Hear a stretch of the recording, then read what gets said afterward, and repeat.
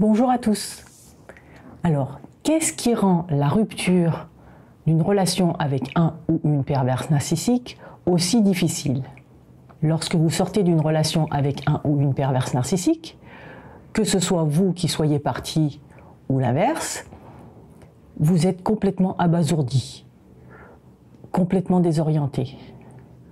Vous n'arrivez pas à comprendre ce qui s'est passé. Comment une relation qui avait commencé comme un véritable conte de fées a pu se terminer dans un tel désastre? C'est ça la question que vous vous posez. Vous avez le sentiment d'avoir tout donné pendant cette relation pour essayer de satisfaire cette personne qui n'en avait jamais assez. Mais finalement, vous n'y êtes jamais arrivé. Du coup, vous vous sentez insuffisant, indigne d'être aimé, puisque vous n'avez jamais réussi à atteindre votre but finalement. Au bout d'un certain temps après la rupture, et grâce à une aide psychologique, vous finissez par comprendre que vous avez eu affaire à un profil très particulier de personne. Cette personne perverse narcissique n'a jamais apprécié ce que vous avez pu faire pour lui ou pour elle pendant la relation. En effet, tandis que vous vous attachiez à l'image montée de toutes pièces par cette personne, image qui correspondait tout à fait à ce que vous recherchiez dans la vie, cette personne, elle, ne cherchait qu'à vous prendre votre énergie. Ce ou cette partenaire, cet ami, s'abreuvait de vos retours tellement positifs, mais sans réellement s'investir dans la relation. Il ou elle n'en est pas capable, même si les apparences semblaient montrer le contraire. En faisant plus en plus connaissance, chacun a noté quelques imperfections chez l'autre. En ce qui vous concerne, cela ne vous a pas trop dérangé, tellement ébloui par l'image des débuts de la relation.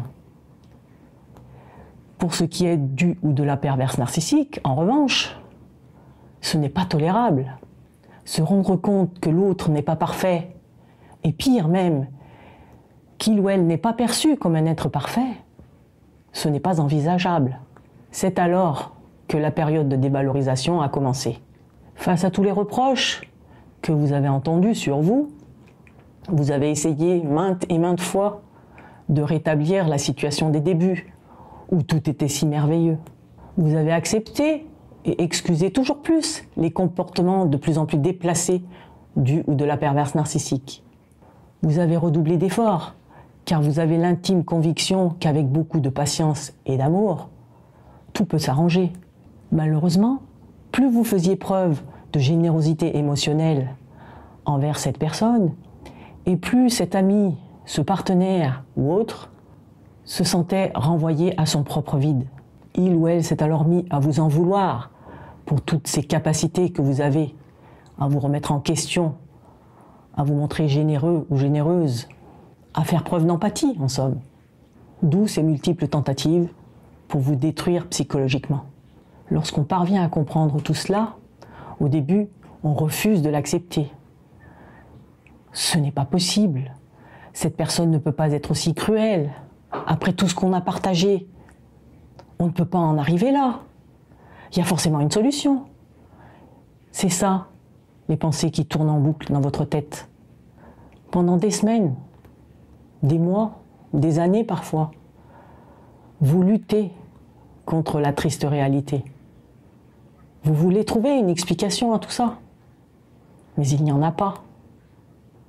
Ce n'est que quand vous aurez accepté que le ou la perverse narcissique n'a jamais partagé les sentiments que vous avez ressentis, trop occupé à renflouer son ego éternellement défaillant, que vous finirez par passer à autre chose. Un ou une perverse narcissique ne voit les autres que comme des outils qui lui permettent de se prouver son existence et surtout sa puissance. Lorsqu'il ou elle a instauré cette dépendance que vous avez ressentie pendant la relation envers lui ou elle, il ou elle a alors réussi à obtenir ce statut de dominant qui lui est si cher et dont dépend sa survie.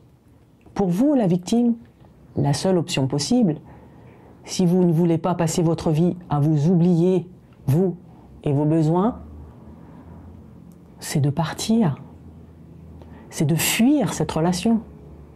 Quand je dis fuir, c'est fuir le ou la perverse narcissique, mais aussi tout son entourage, qui est manipulé et qui par conséquent est lui aussi toxique.